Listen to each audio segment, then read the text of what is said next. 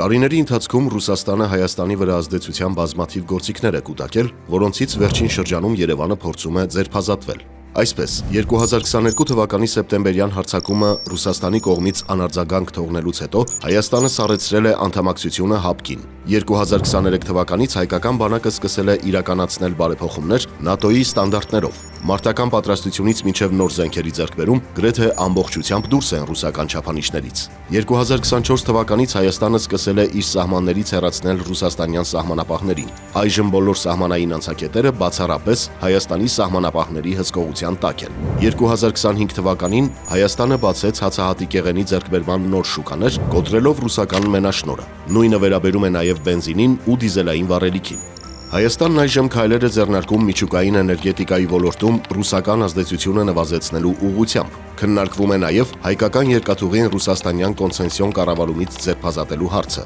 Կարևոր է նշել, որ Հայաստանը չի թողնում, որ իր միջոցով Ռուսաստանը կարողանա ձեռք բերել սպառազինությունների արտադրությունում օգտագործվող արևմտյան տեխնոլոգիաներ, ինչը իմիջիայլոց վստահություն է ներշնչում Արևմուտքին Հայաստանին զենք վաճառելու հարցում։ Եվ թերևս ամենակարևորն այն է, որ Հայաստանը հրաժարվում է Ադրբեջանի հետ կոնֆլիկտից, այնինչ հենց կոնֆլիկտն էր Հայաստանի ու Ադրբեջանի վրա ռուսական ազդեցության ամենամեծ լծակը։ Այս ֆոնին հասկանալի է դառնում, թե ինչու է Ռուսաստանը փորձում ապատեղեկատվություն, խուճապ, ապահովության բացակայության զգացում տարածելով եւ այլ ձևերով միջամտել Հայաստանի ընտրություններին։